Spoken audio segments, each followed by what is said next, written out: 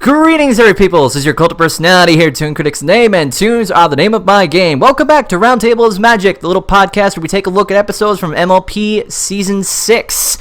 We are 10 episodes into this little podcast. I was surprised. I did not think this podcast would go off as well as it did, but here we are.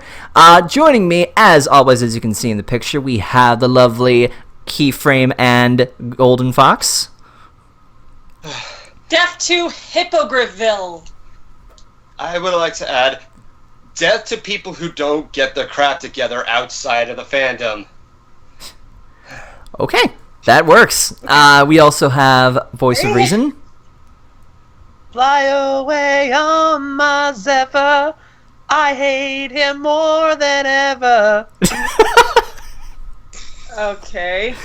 That was interesting. No one knows the Zephyr song from Red Hot Chili Peppers? Jeez. Well, I mean, there's your first problem right there. Okay. Lightning Bliss. I saw a rainbow cloud in a jar. It better not be broken. And since we are at 10 episodes, I promised you guys Silver Quill. Here he is, Mr. freaking Silver Quill. I dropped out of the School of Hard Knocks for shizzle. Why did I know he was going to start with that? As always, with the Roundtable rules, before I get to that, if you notice down below, there's this thingy called Project ToonFit. I will very briefly get into that. I'm basically renovating the basement to turn it into a mini gym. Wait, we're at 100? Wow, that was... Okay, who donated? Go look. I don't know. I'm going to have to... I don't know. Oh... That was fast. Jeez, Key, thank you. What's the message? I just see an alert on my PayPal that says you did it. Wait, was there something attached to it? Yeah, I sent a note saying go punch ANY. Okay, yes, I will, absolutely. Yeah, the Project ToonFit basically is I'm renovating the basement and turning it into a mini gym. So donations, think of this like a tip jar. It is not mandatory. It is completely optional. We would highly appreciate it if you did. We already hit one of the goals. Apparently, I'm going to write a fanfic about Zephyr Breeze, and if we hit 150, I guess I'll go punch A&Y in the face at Nightmare Nights. No, I already paid the 50 for ANY. 150 is Well, what about the fanfic for Zephyr Breeze? That's $105, and you have to ship him with Eleora. Okay, yeah, let's go with that. 105, and you ship him with John Lennon. That was the deal. All right. We'll discuss that later. Anyway, yeah, donations are completely optional. Feel free if you'd like to, but it'll be alerted down in the thingy below. Anyway, so as usual, Roundtable rules. We discuss what we liked, what we didn't like, pass it on to the people. You know the deal. So. I'd like to start things off with Silver Quill, and as always, we pick one thing so that everyone gets a fair chance to talk about stuff. So, why don't you start us off, Silver? One thing. Well, I want to avoid the obvious stuff because there's going to be time to talk about all the big things. So I'm going to say Pinkie Pie's wallet, who has pictures of everyone in creation. She's probably got the whole of Equestria in her wallet. That's a big wallet, then. Do you see how much she spends on party supplies and crafts? I am sure her family is loaded. Did you also notice that the picture of Cheese Sandwich, the backdrop of that picture was inside Twilight's castle? Oh, very possible. Mostly I just thought, okay, Cheese Sandwich looks absolutely insane. When doesn't he? He's Weird Al Pony. I'm just trying to picture how a rock farm could wind up getting so much money. Also random Sega. Hi, Sega. Oh, hi, Sega. Yeah. Wait, was that actually what you wanted to say, Silver, or was there something else? That's my like for right now. There'll be plenty more to talk about as we go. All right, so who would you like to pass it on to? Me! I'm just gonna keep this going to see who gives out first. Well, I'm standing on her head. Haha. And I can impale you with my horn. You forget that, right? I'm hanging on to it, sister. And I'm just here. Pegasus, I can fly above all of you. I'm a Pegasus, too. I have the fancy hat. I choose I'm an Voice of Alicorn. Reason because he's the one who's trying to not force his way. Aha! All right, go ahead, Voice. And with that, Whoever is that, first shall be last. And with that, I say I love Fluttershy's patience in this episode. Holy, just putting up with Zephyr throughout the entire episode, and not to mention her, just seeing this different side of her with like I never thought I'd see Fluttershy be sassy. No. Sketchy put it best. She is Fluttershade in this episode. Sassy shy. Flutter sass. Flutter sass. Like what? Flutter sass. Flutter shade. There's a nice ring to it. Oh! Thank you for donating, Anime Christie. Anyway, continue, boys. And Sega just pointed out to me that Fluttershy is the bold one in the family. So, surprisingly, really. How did they even leave the house? And with that, I shall pass it on to Bliss. Yay! Ugh. Oh! I feel your love. Okay. World building.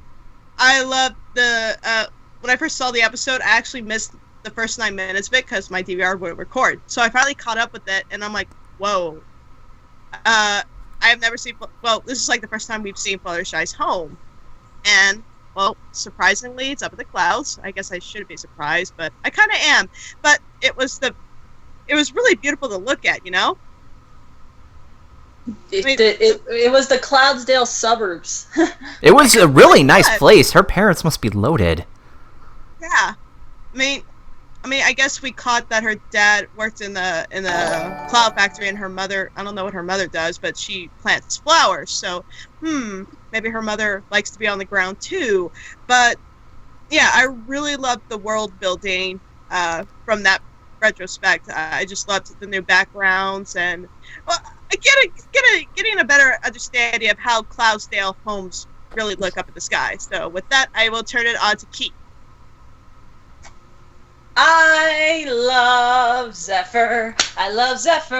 He's the breeze to my heart. Why do they have a feeling you would love Zephyr?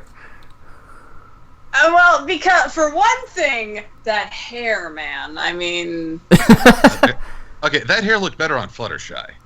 I mean, well, yes, Man bun, really? but no. I just everything about his character, I just loved. I love the moment he came on screen, and usually, the thing is, I don't like people like that in real life. I've had to deal with my fair share of moochers, but Zephyr kind of just transcends it in such a beautiful way. Like, for one thing, his design. He has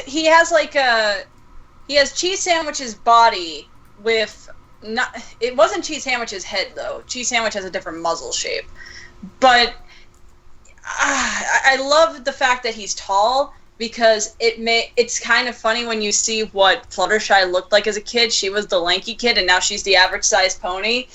So I like to think that when Zephyr was a kid, he looked like an average stallion, and then just blew up whenever he hit puberty. Man, good eye with that. I didn't consider that. But Traits in Fluttershy's family. well, the other trait is the fact that all of them, except for the mom, have super long hair. But either way, I love his character. Just how he talks and handles himself. I never found a thing that he wanted to hurt anyone. He didn't do this just for the kicks of doing it.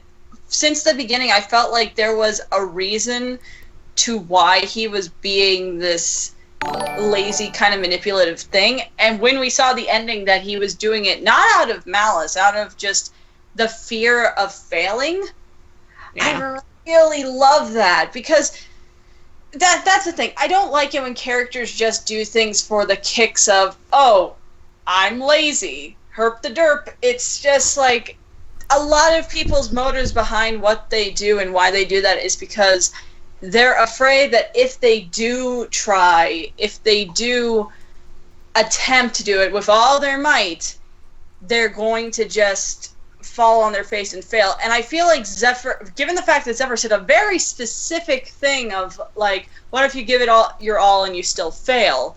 Sometimes it's better just to never try it on all. I feel like that happened to him, but I'm going to go more into that when I say what I didn't like about the episode. Mm-hmm. Okay. But, and also, his singing voice. Whoever voiced him is such a talented, like, his voice is just one of the most interesting voices on the show. What is it? I know the VA for him is Neil. Oh, God, what Neil something? Neil Deal or something. Like he's a very good voice. Deal or something? It's He was Ryan Beale. Ryan Beale, my bad. Beale. Yeah, he was in Big Eyes, which I found interesting.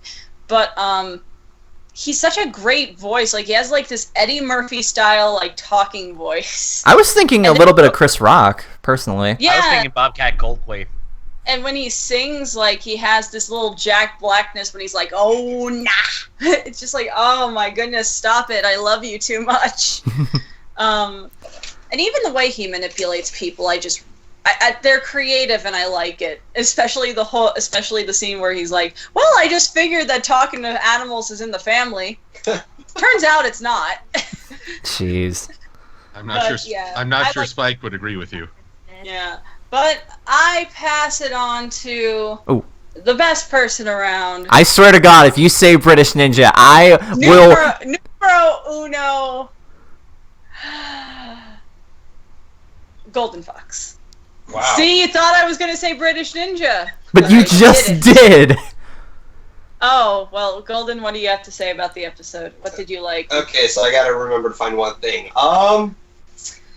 This has to do with... Okay, so the episode was written by, what's his name again? Dave Rapp, who also did, Newbie Dash, your favorite episode. Jeez. Okay, so someone just. Okay, so... Sorry, Fox. Sorry to cut you off for a second. So apparently, I've gotten 2 donations. One from British Ninja, one from Sapphire, and now one from Captain Butter, which now brings us up to, oh God, 225. Wow. Okay. For that, I actually have to say this on the stream. Sorry, Key, but Zephyr X John Lennon. Yay! No, I just want to add there, hey, thanks for donating. Oh, I'm going to kill you. Anyway, just say. Okay, so what's anyways, something you like? back to what I have to say, and this has to do with what Dave Rapp had to do in terms of his execution. Because the thing with Newbie Dash is mostly, if not the cringe, that pissed me off. Sorry. Like the cringe comedy? Yeah, I don't like it when I cover my face and turn away. I'm supposed to be engaged, and it's anything but that if they're just making me cover my face. But back to that. The episode now. In comparison, this episode does have cringe, but it's cringy by how Zephyr is acting. Every time he's around, you just get this sense of discomfort in that...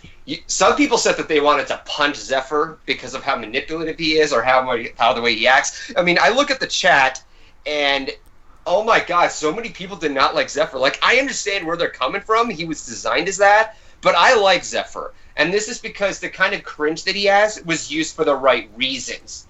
It was done for engaging reasons, not covering your face and look away for, shits and giggles. Mm-hmm. So I thought the one thing you were going to say you liked was Link Pony that was in the background this episode. One thing, guys. I know, but I thought that was going to be your one thing. That's what I was saying. But no, also, like, pretty much just like with the cringe and some of the humor, like, for instance, you have Fluttershy telling Zephyr that if he's going to live with Fluttershy in her cottage, he has to get a job. Get a job, you hippie. But yeah, this is just like, it's the humorous moments and the cringe that was used in the right spots, and not so much as using it just so that it can just get a reaction out of you.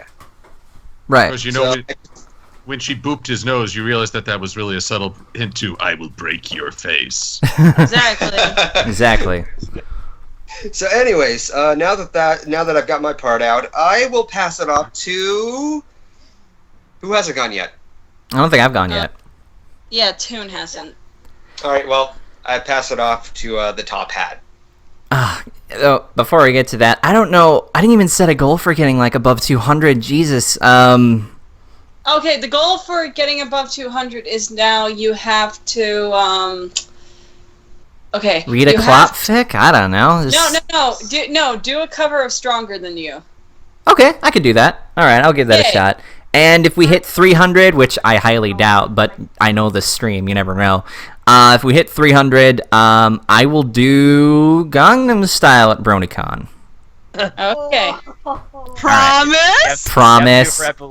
But you have to do it for Epic Lip Sync Battle. I will. I already have to do Watch Me Whip. So if you guys want to see that, No, you poor boy. I know. So yeah, we're $75 away from the goal. You guys want to hit that? Fine by me. But anyway, I am going to get shot twice for this. One, for the longest time, Fluttershy was my least favorite of the main six. This episode has managed to do what it did for me with Rarity, in which I've looked at Fluttershy from a different side now.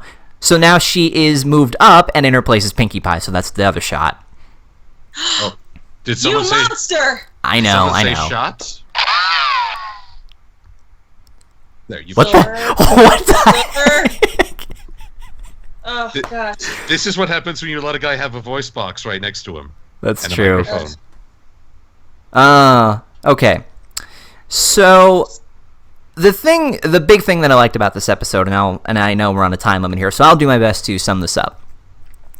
Fluttershy to me has always been a plot device, a trope, in which I looked at her character and she's always the timid type. And whenever need be, she can break out of the timidness to accomplish something for the episode, but then comes what I like to call the reset button, to where, once again, she is just reset back to her timid nature to where she can overcome a problem and she becomes a predictable character. However, they did not do that in this episode. They actually let her be a motherly figure. They actually gave her more to do. She was patient, going off of what Voice put. But it feels so good to see her character progress, because it feels like we're going off of a little bit of It Ain't Easy Being Breezy, where she was learning some things there. A follow-up. Yes, it was a proper follow-up to that, and that wasn't my favorite Fluttershy episode, but it was a good step in the right direction. This is another step, and this is what they should be doing with Fluttershy. As the seasons have gone on, we understand that she is a shy character, but now she is slowly coming out of that. We see here that she apparently is the not as shy, like she's the least shy person of her family. And we see like her baby brother, I'm surprised to see that, with Zephyr, is the most talkative. It would have been so hilarious if Fluttershy was like this in the episode, but Zephyr Breeze was just like her, but even worse, like super shy and quiet. And she helps bring him out of that, but that wasn't the case. I loved how Fluttershy was in this episode, and it's helped me appreciate her more. I'm sorry for most of the crap that I said about Fluttershy in the past. I was wrong. Okay, so what is your bad thing about the episode going in reverse? Oh, we're going in reverse here? Okay, so I did not like Zephyr when this episode started. No, okay, listen.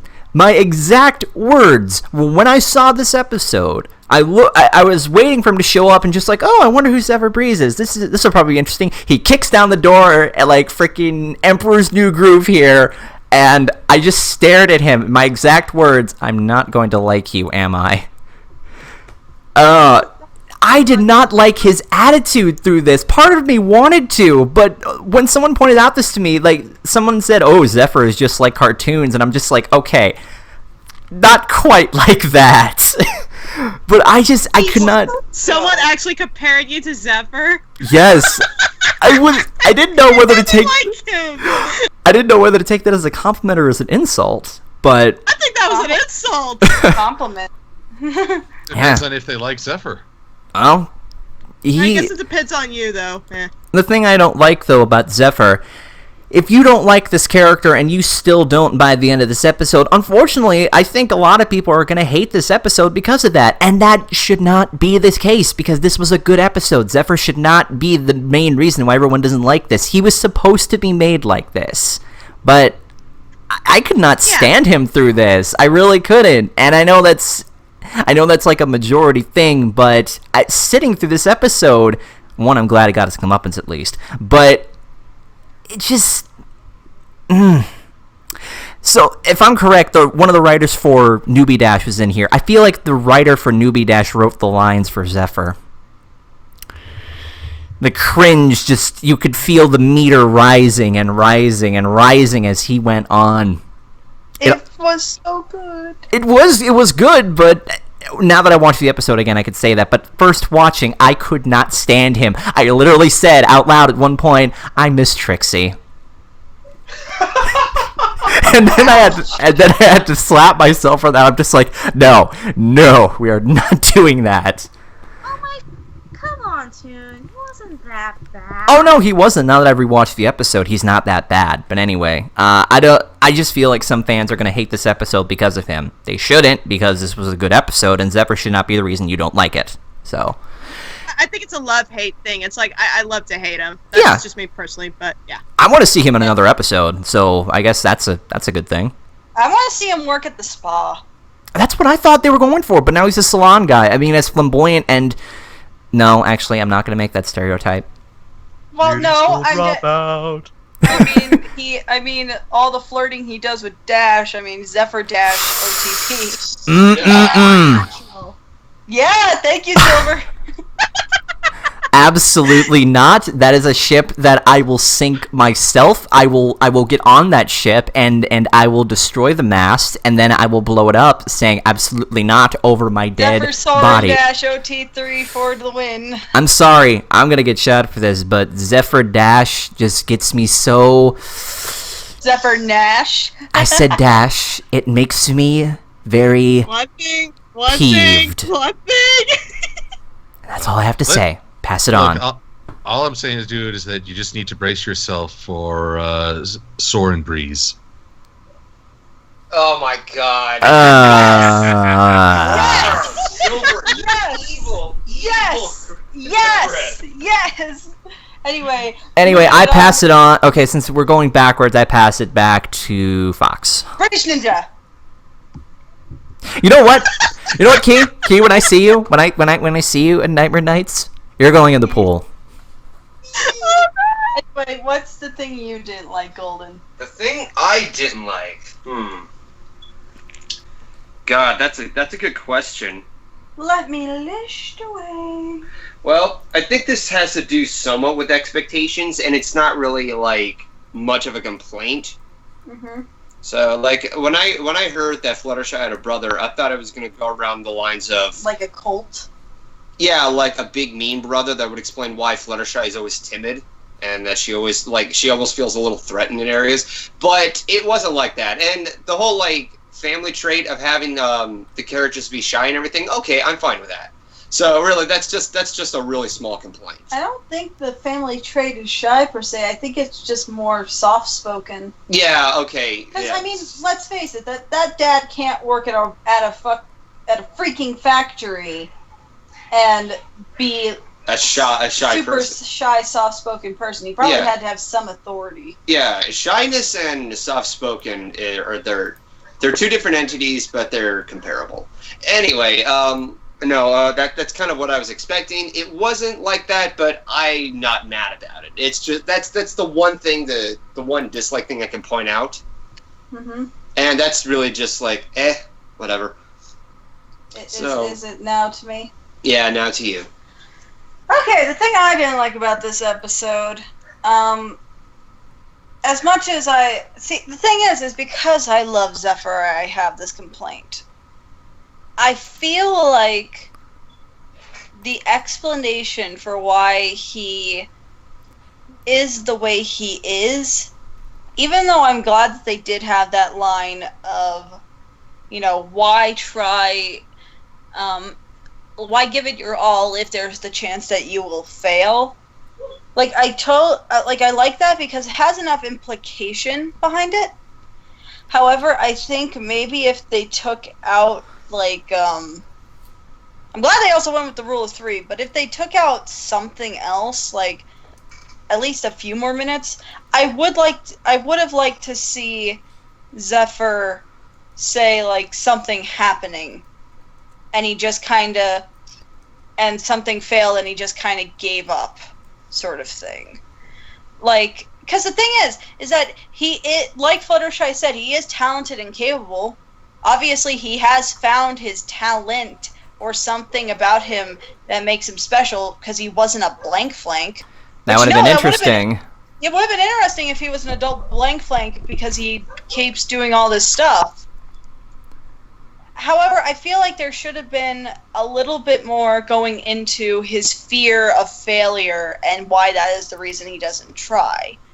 Because when you think about it, that could be if shyness is the thing that kind of runs in the family, he has his own form of shyness in the way of being like, it's not even like shyness and fearfulness towards failure. And he's non-confrontational in that sense that he doesn't want to confront anything that has the risk of losing and the pain that comes with it.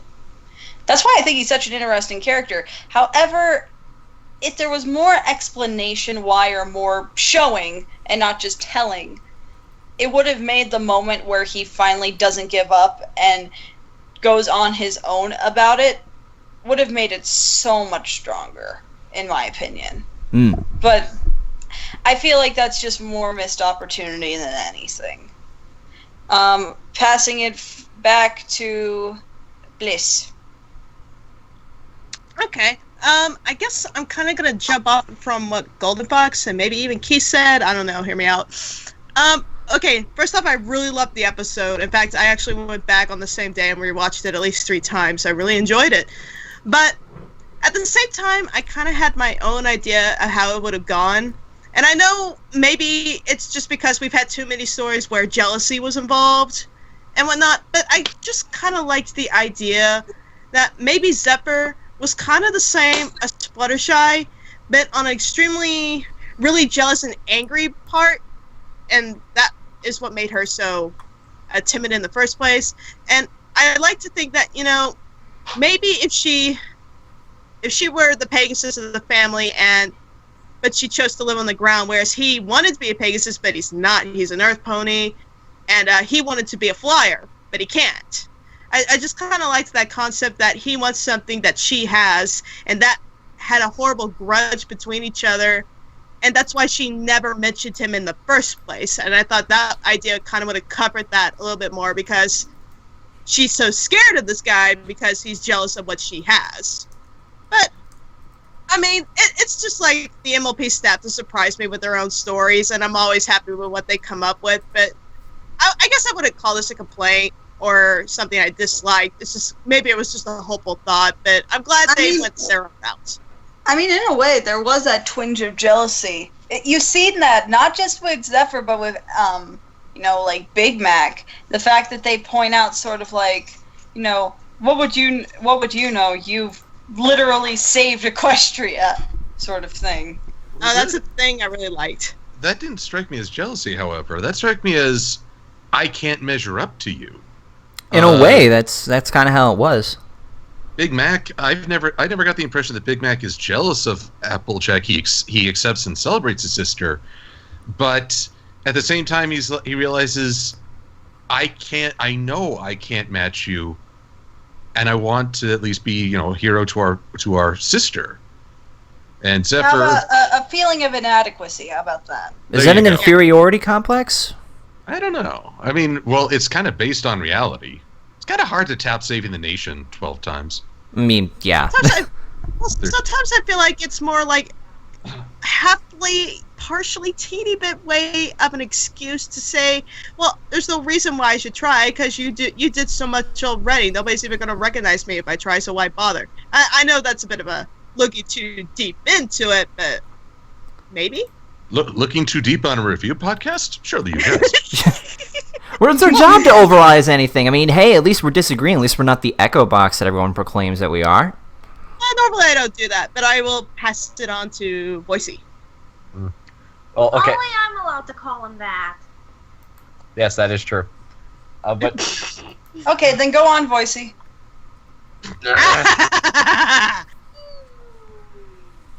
anyway, by the way, Key, you stole what I was gonna say about the whole show don't tell thing. But I will piggyback off of that. Oh. Get off me. Again, piggybacking off of what Toon says, I instantly hated, I instantly hated him as soon as he came on screen. Hey, voice. How many do you think Tyler Breeze memes we're gonna get out of this? Wait, Tyler Breeze memes? Yeah, we could turn Zephyr Breeze into Tyler Breeze. He fits. He could do it. You could have friggin' Zephyr Breeze as Tyler Breeze. Maybe? I don't know. He's got to get the boa and the selfie stick. Oh, you know, he could very easily pull that off. But anyway, as I said, when he first came in, I was like, wow, 0 seconds. It took me 0 seconds for me to dislike this character. That's no Academy Your record. Academy record. Did you really just make that meme? No, by the way, ignore the printer in the background. What I was going off on with the show and tell thing is like, oh, Fluttershy was during the consoling scene where Zephyr is in the woods trying to make fires. Like, I can't do it. The whole thing is like, oh, you're smart and talented. It's like, you Really? have not shown that throughout the entire episode. Like, we're just going off of Fluttershy's word. Well, we did get the one scene where he did Fluttershy's hair like his own, and it actually looked pretty good. I thought, hey, that's actually And he did it really fast, too. a good look for her. Funny side story, at BabsCon, Mummified of Euro C sucks. Pardon my peevishness. He said Fluttershy was the least interesting design, for which I whopped him with a program guide. but I thought, Fluttershy, if you did your hair up like that, might people take more interest? Plus, also, he's like, they've shown. I think the other thing to show that he's smart is, you gotta admit, even though he could be a little bit of a manipulative peeve hole, he Language. Think of the children. He actually does know how to, knows how to mess with people. Like he is very. What's the name of the Mark Twain Tom story? Sawyer. Tom Sawyer. Yeah, he does have kind of like that Tom Sawyer thing, especially with the Spike one, where he's just like That I was actually surprised they pulled that off. Cause Yeah, it kind of just takes even more shots at Spike, which I did not appreciate. I'm like, come on, Spike is not that dumb. He is not that gullible. The crystalline says otherwise. You stroke his ego, and he is putty in your hands. Yes. Well, anyway, I was going on. I was like when Zephyr was going through the jobs, like someone supervise him, someone supervise him, someone supervise him, someone supervise him. No. Hey, No one Spike. supervised him the first time. He manipulates Spike the second time, and the third time. He gets zapped. Like he gets zapped. She told me to. She wanted me to do what she asked her right when she asked me to. Gasp! People these days. I wonder what the job was. Mopping, I think. No, I was Towel cleaning the duty. windows. Towel duty for the Wonderbolts. Ooh. Wound up mixing the electricity with the water. I am so glad that happened, because that just shows that you don't mess with Dash on any circumstances. Give him a You good might- shock to the pants. Yes, You indeed. might say she found his advances revolting. Oh. Thank you. Okay. Anyway, Silver, you're up for what you didn't like. Silver, though, really though, I'm sure Zephyr was pretty shocked to see that happen. You come on. both! Shut up! You both! Oh my. Okay, so I thought A&Y would be the only bloody pulp at Nightmare Nights, but there's gonna be 3. I'm gonna make a nice smoothie out of your entrails. Jesus! Oh come on. Easy now, everyone. That was a jewel of a pun. Okay, I'll give you a pass for that one, because that one's actually kind of clever. Well, I'm giving myself a pass for everything, as I so often do. Actually, hang on, I have one more. I don't know where that idea came from. It must have been a real good spark. Oh, okay. Zach. Anyway, continue, Silver. Continue. That's it. I'm gonna kill him. I'm gonna hide behind Silver. I'm sorry, Zach, but everyone heard that joke and just went, "What?" Oh, What this is is it that you great. disliked about this episode, Silver Quill? The fact you didn't give me enough pun opportunities. Now let's talk about the friends and the various jobs for Zephyr, because instantly I'm flashing back to Mod Pie and Shining Armor, kinda. Hmm? Oh, hang on. Call died for some odd reason. Hello? Sorry about that, the call died. Would you repeat that, Silver? I love when Skype decides to do this. Oh, it's always fun.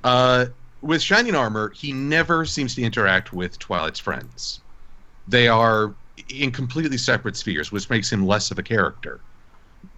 Maud comes along, and the episode devotes the proper time to have her interact with each of the main six, and that makes her more interesting, more fun. She plays off the cast. Mm-hmm. In fact, her deadpan nature works to her advantage. Zephyr, two of Fluttershy's friends are aware of him. They talk about him, but they never interact with him.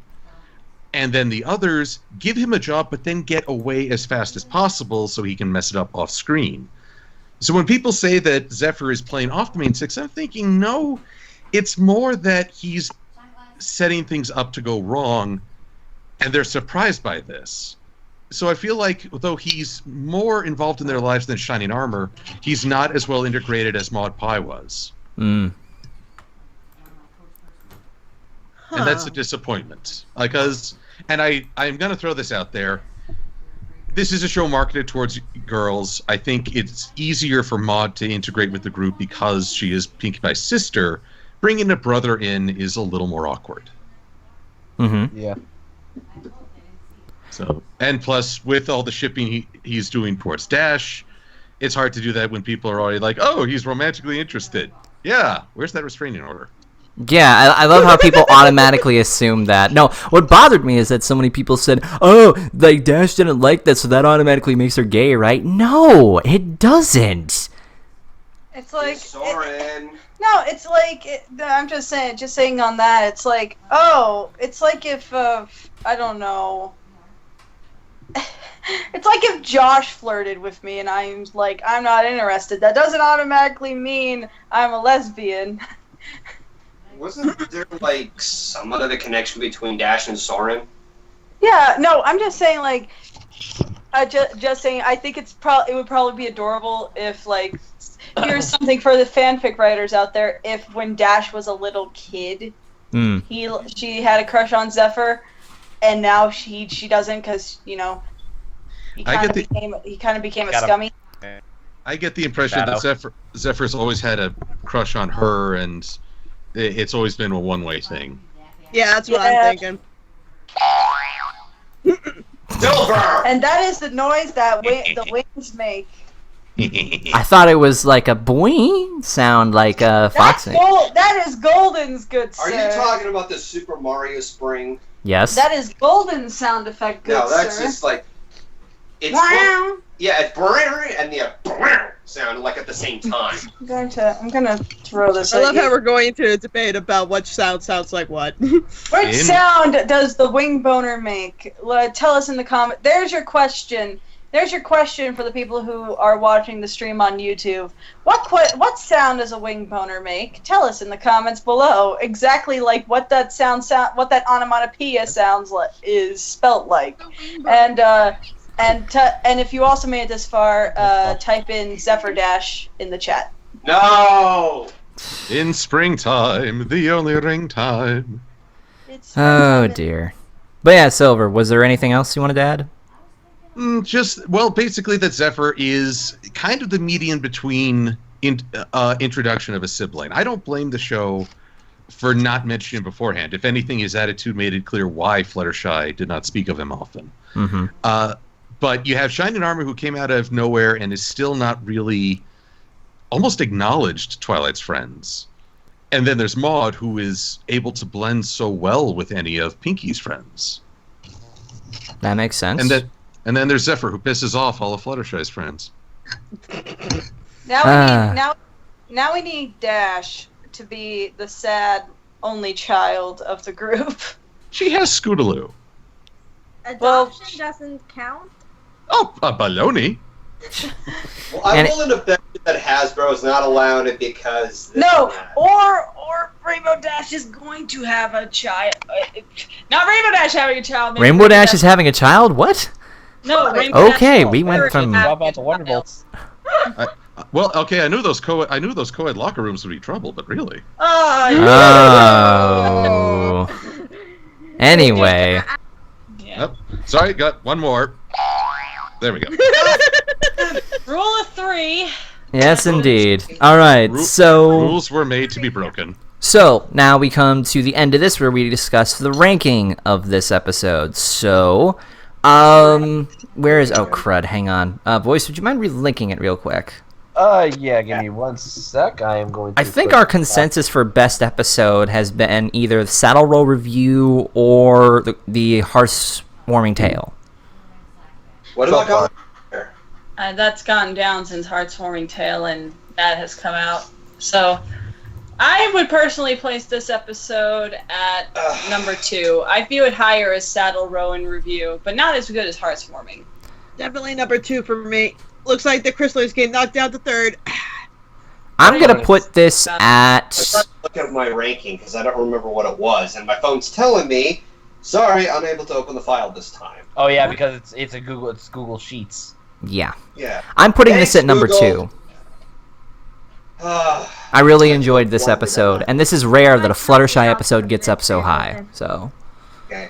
Voice, can you read me what my ranking is? Crystalling 2, Gift of the Mod Pie 3, On Your Mark 6, Gauntlet of Fire 1, No Second Prances 5, Newbie Dash 7, Saddle Row Review, Heartwarming Tale 4, Saddle Row Review 2. I think you missed Applejack's Day Off. Oh. Well, it's just like that episode. Non-existent. jeez. Oh, I don't even know. Wait, didn't I have a placement for Applejack's Day Off? I don't think you put it in. I don't think you said it. I could have sworn it did. Okay, well, it's like above Newbie Dash. It's above Okay, maybe so- that. Alright. So as for this episode, I would place it at number 3.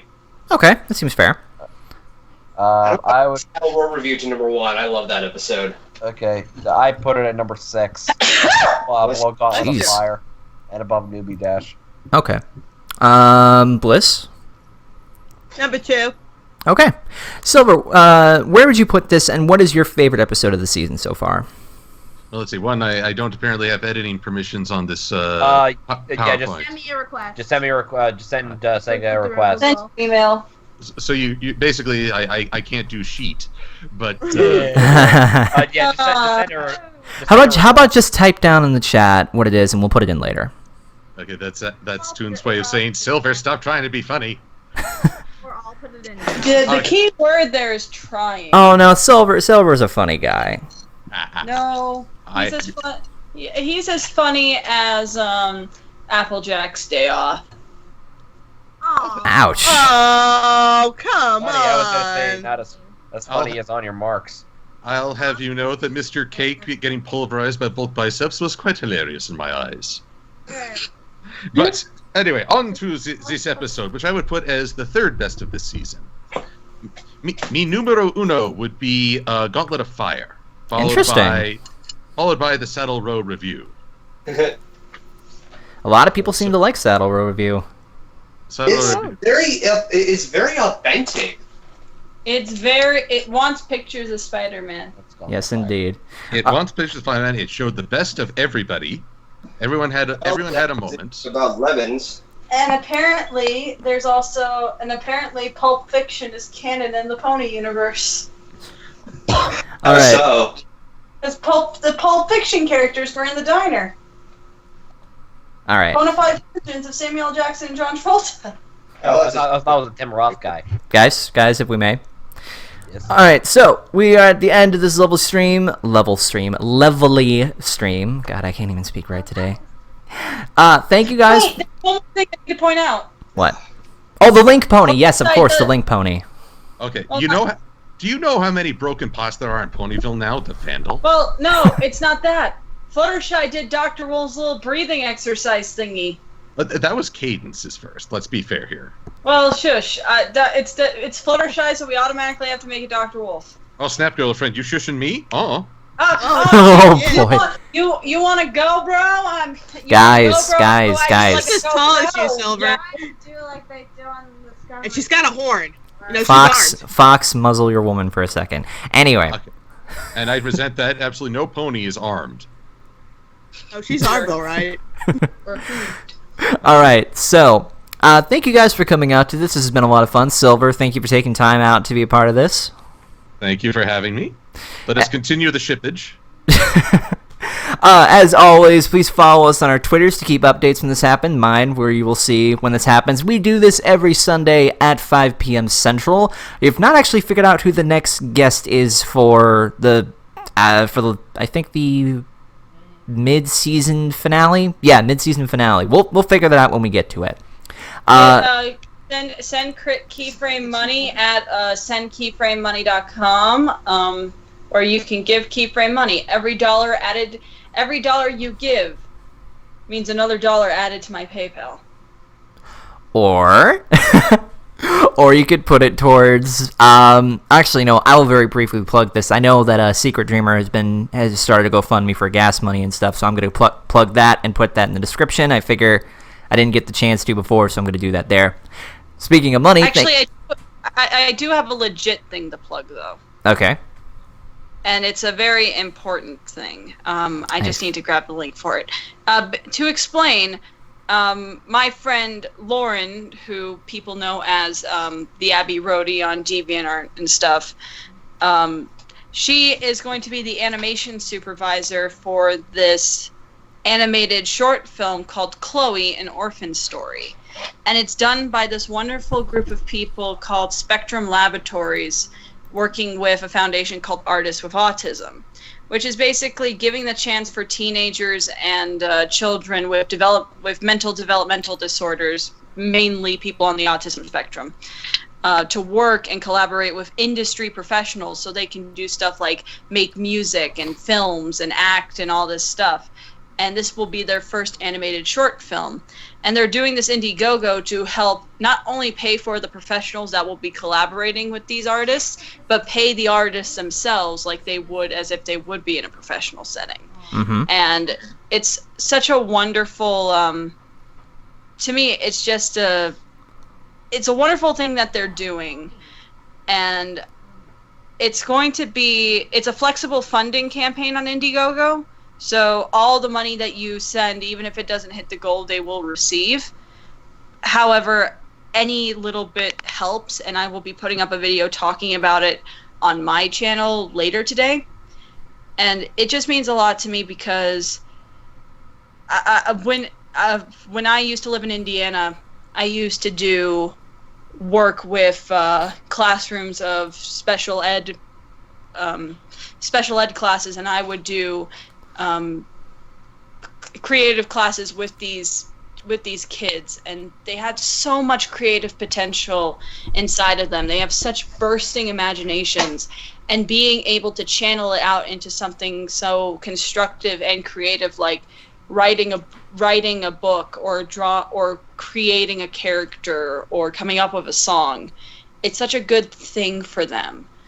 And there's a lot of practical use to it too. And so it has a lot of sentimental value to me, not just because Lauren's working on this, but also because the fact that there are a foundation willing to helping them do something as amazing as make an animated short film and pay them for it is just awe-inspiring. So any donation you guys could give would mean the world to them and to me.